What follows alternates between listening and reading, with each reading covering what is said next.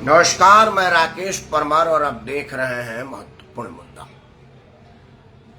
तो महत्वपूर्ण मुद्दे में आज सबसे महत्वपूर्ण विषय सिर्फ यह था कि महाराष्ट्र में जो राजनीतिक घटनाक्रम बड़ी तेजी से घटा, उसका मतलब क्या है। मित्रों, क्या हुआ है आपको पता चल गया होगा। शरद पवार के भतीजे अजीत दादा पवार ने 42 विधायकों की दावेदारी के साथ उप मुख्यमंत्री का शपथ शिंदे सरकार में ले लिया। अब महाराष्ट्र की सरकार अपने बहुमत से 50-60 सीटें ज्यादा हो गई हैं, मतलब वो सरकार स्थिर होगी। मेरा ये मतलब नहीं, क्योंकि 1 बजे के बाद समाचार चैनल पर और कुछ है नहीं, और मैं भी आपको रात के 10 बजे जगा करके वही बताऊं तो फिर मेरे उस स्लोगन का क्या होगा जो मैं हर बार कहता हूं कि आपके इस चैनल पर बेशक दर्शक कम हो, लोग कम देखते हैं, लेकिन उसी विषयों पर विश्लेषण दिखाई सुनाई और बताई जाती है जो और चैनलों पर नहीं होती है। तो क्या हुआ, कितने पार्टी आए, शरद पवार को कैसे धोखा हुआ, मैं इस पर चर्चा नहीं करूंगा। मेरा चर्चा का विषय अलग है। मित्रों, पार्टी टूटी है शरद पवार की। शरद पवार राष्ट्रवादी कांग्रेस के अध्यक्ष थे। हालांकि 80 के दशक में भारतीय राजनीति में ध्रुव तारे की तरह से चमकने वाले शरद पवार ने अपने राजनीतिक सिपासलार गुरु और मेंटोर को इसी तरह का पटकनी दे करके अपना अलग पार्टी बनाए थे, और तब से अब तक अनवरत महाराष्ट्र के राजनीति में प्रासंगिक हैं। आगे कब तक रहेंगे मैं नहीं कह सकता। इतिहास अपने आप को दोहराता है। जो चीज उन्होंने अपने राजनीतिक मेंटोर के साथ किया था, आज उन्हीं का भतीजा उनके साथ किया है। वो बात पहले कहा जाता है, इतिहास अपने आप को दोहराता है, तो शरद पवार का इतिहास भी उनके सामने आ गया है। वो उस चीज को समझ रहे होंगे, जैसा उन्होंने किया था अपने मेंटोर के साथ, आज उनके साथ हुआ है। लेकिन मेरी बात इससे अलग है।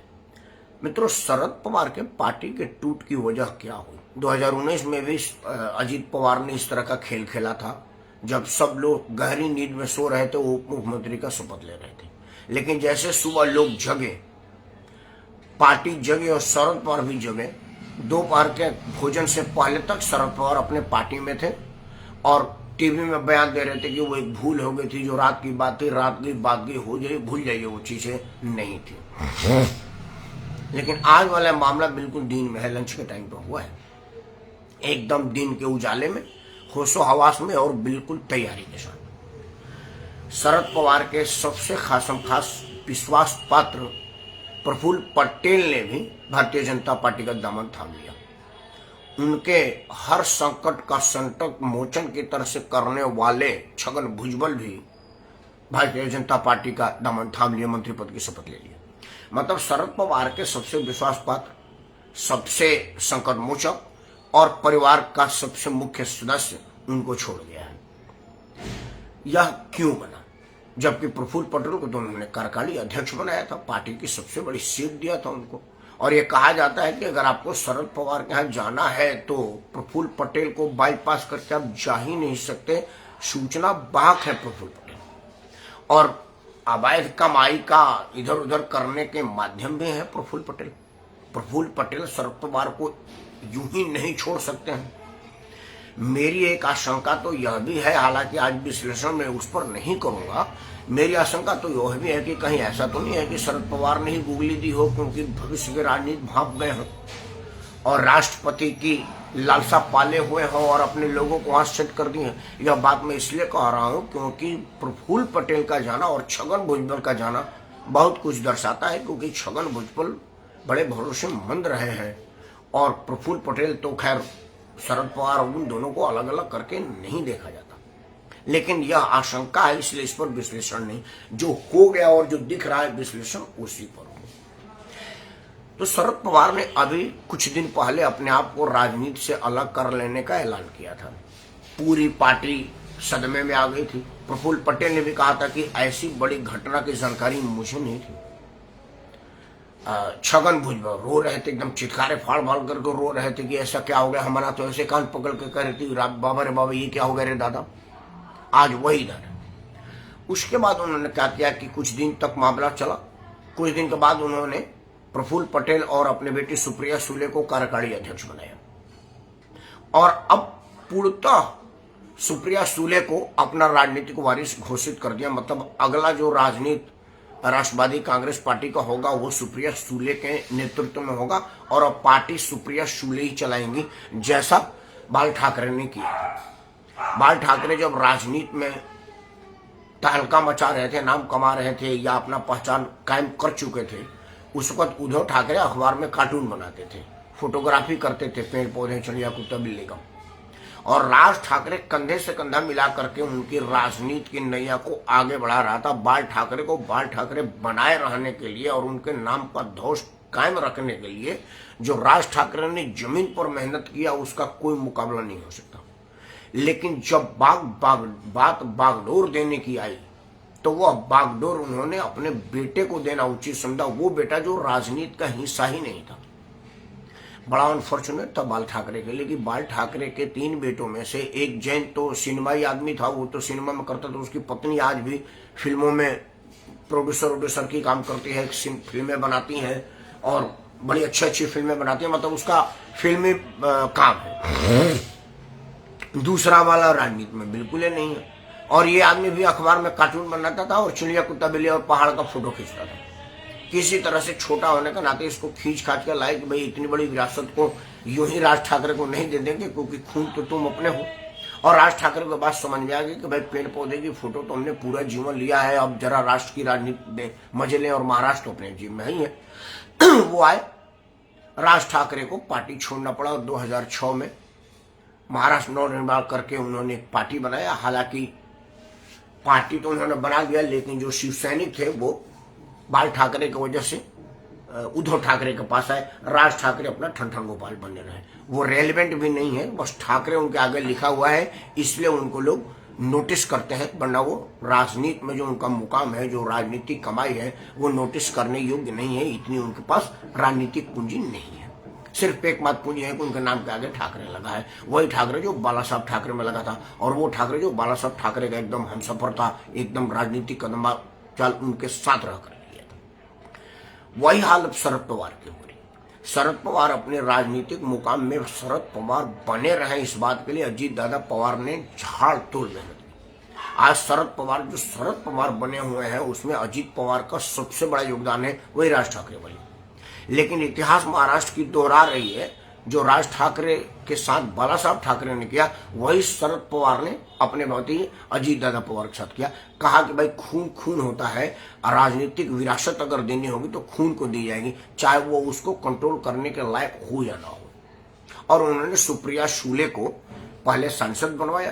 खैर, शरद पवार के लिए अपने बेटे को सांसद बनाना कोई बहुत बड़ी उपलब्धि नहीं है, वो तो जिसको भी चाहते सांसद बन जाती। सुप्रिया तो उनकी बेटी ही थी, बनाया और अब उनको पार्टी का कमान दे दिया।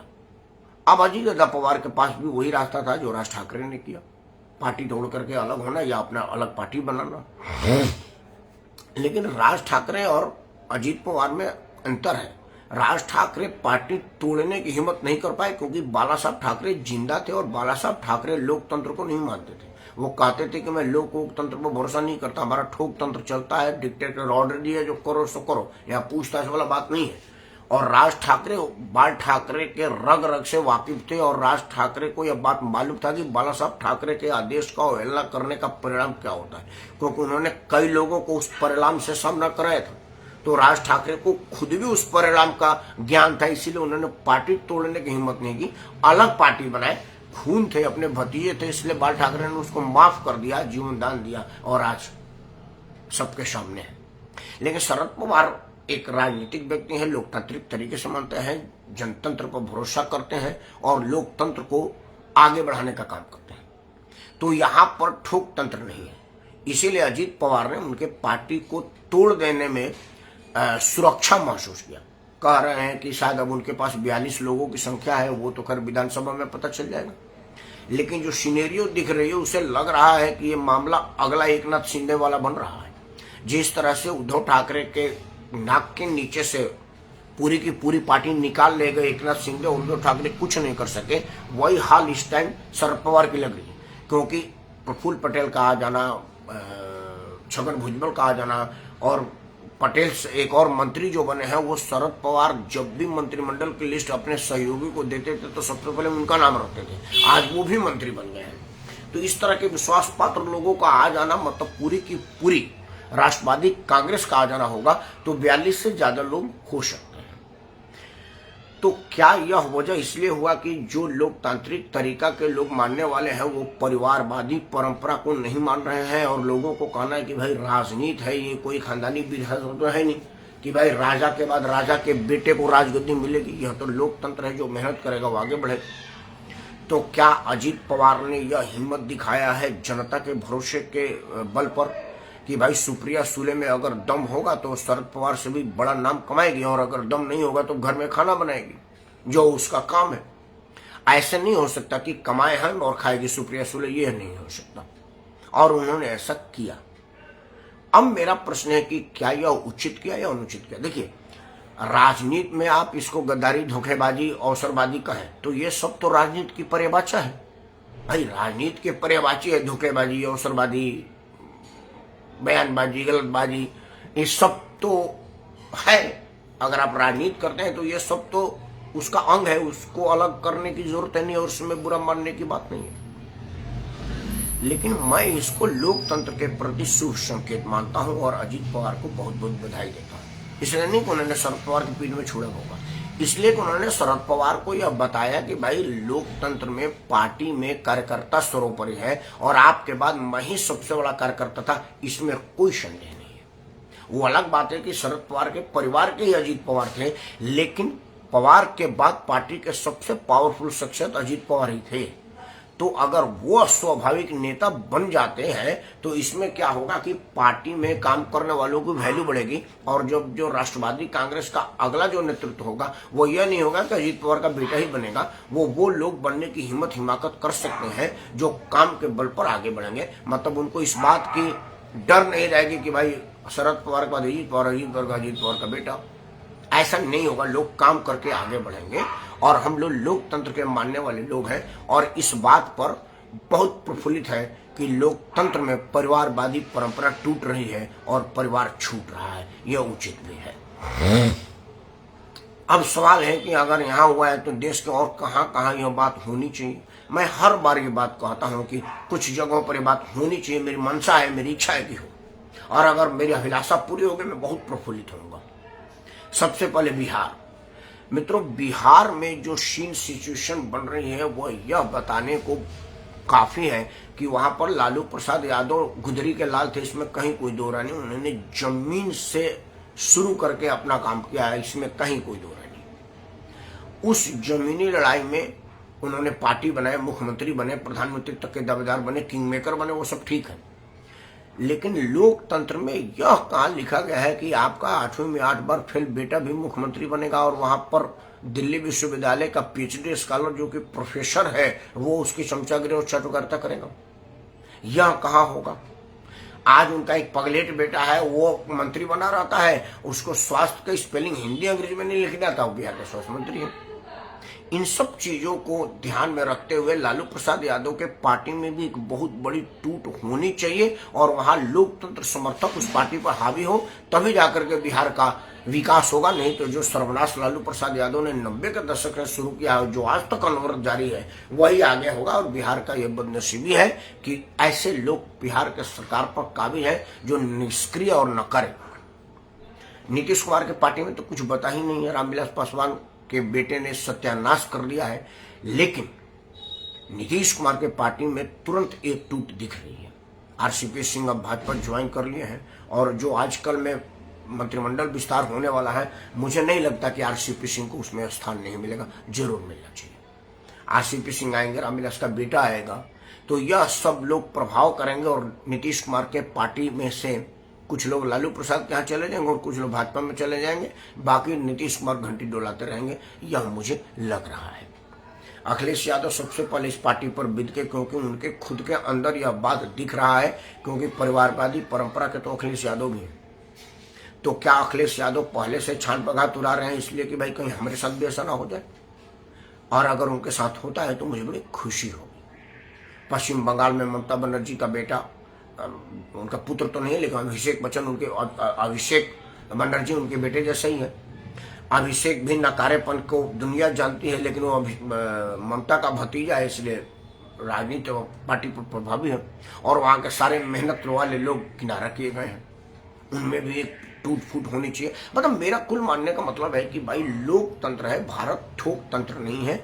या भारत का देश है जहां राजा का बेटा राजा नहीं बना, जो राज्य का स्वाभाविक उत्तराधिकारी था, अपने कर्म से, अपने बुद्धि से, अपने विवेक से, अपने काम करने की क्षमता से उसको राजगद्दी दी गई। शांतनु ने अपने बेटे को नहीं दिया था, उन्होंने उसको दिया था जो उस राज्य का उत्तराधिकारी अपने मेहनत से, अपने विवेक से, अपने काम से साबित किया हो। उस महान भारत के परंपरा को हम लोग तोड़ करके परिवार की परंपरा चला रहे हैं। ऐसे में जब अजीत दादा पवार जैसा आदमी परिवारवादी परंपरा को धत्ता बताते हुए अपनी हैसियत दिखाता है और पार्टी में अपना वर्चस्व कायम करता है, एक नाथ सिंह जैसा परिवार का बाहर का आदमी अगर पार्टी पर प्रभाव जमा करके पार्टी को तोड़ करके अपना प्रभाव जमाता है, तो हम लोकतंत्र को मानने वाले लोग अंदर से प्रफुल्लित होते हैं और कहते हैं कि इस तरह के टूट फूट देश हित में होने चाहिए। क्योंकि परिवारवादी लोगों की एकमात्र राजनीति होती है लूट खसोट करना और परिवार को आगे बढ़ाना, जैसा लालू प्रसाद कर रहे हैं, जैसे चंद्रबाबू नायडू कर रहे हैं, जैसा नवीन पटनायक के पिताजी के बाद जैसे पटनायक जी कर रहे हैं, जिस तरह से चौटाला परिवार कर रहा है, जिस तरह से ममता बनर्जी कर रही है, जिस तरह से लालू नीतीश कर रहे हैं, जिस तरह से लालू मुलायम का परिवार कर रहा है, इन सब को देख के ऐसा लगता है कि इन सब में भी टूट हो और परिवार के इतर, परिवार के बाहर पार्टी कार्यकर्ता पार्टी पर अपना कब्जा जमाए और अपना काम के बल पर अपना नाम कमाए। अगर ऐसा पूरे देश भर में होता है तो विश्वास मानिए सबसे ज्यादा खुश मैं होऊंगा। खैर, इन सब चीजों के बाद जो असली चीज रह गई है कि 2024 में जो विपक्ष एकता की बात हो रही थी उसका क्या, क्योंकि उसके सबसे बड़े सूत्रधार बेशक नीतीश कुमार हों, लेकिन असली रणनीतिकार शरद पवार ही थे। और जब शरद पवार के हाथ के कटोरी से सारा तेल मलाई निकल गया है तो खाली कटोरी लेकर के वो कितना सम्मान पाएंगे और कितना लोग उनका सुनेगा, यह देखने वाली बात है। वैसे 2024 चुनाव में जो पटना में लोग गए थे पटना का लिट्टी खाने के लिए, पटना के लिट्टी खाने के तुरंत बाद प्रेस कॉन्फ्रेंस में नीतीश कुमार के सामने ही अरविंद केजरीवाल अपना रोल दिखा दिया था। उसके बाद अरविंद केजरीवाल एक और खेल खेला, यूजीसी के मामले में उसने कहा कि मैं भाजपा का साथ दूंगा। वो बेशक सीबीआई ईडी के डर से जेल जाने के भय से कहा हो, लेकिन लाइन तो उसने एक अलग ले ली। तो 2024 में विपक्ष एकता नाम की कोई चीज है, यह देखने वाली बात है। और अगर नहीं होगी तो ज्यादा शुभ होगा, क्योंकि लोकतंत्र में अभी मोदी है तो मुमकिन है कि राष्ट्र में स्पष्टवादी लोग हैं और स्पष्ट निर्णय लिया जाता है। देश दुनिया में भारतीय पासपोर्ट का मांग बढ़ा है, सम्मान बढ़ा है और देश में ऐसे ऐसे काम हो रहे हैं जो इसके पहले हमने सोचा नहीं था। मतलब 370 धारा हटेगी या कहाँ किसी को मालूम था, समान नागरिक संहिता आएगा या कहाँ किसी को मालूम था। आज एक विधान एक निशान और एक संविधान भारत के समस्त भूभाग में लागू होगा, यह कहाँ मालूम था। और भी ऐसे कई काम हैं जो मोदी का रहते मुमकिन है। मोदी रहने चाहिए और योगी बने रहने चाहिए। इसी मनोकामना मैं राकेश परमार लोकतंत्र को मानते हुए लोकतंत्र की जय बोलता हूँ। जय हिंद, वंदे मातरम।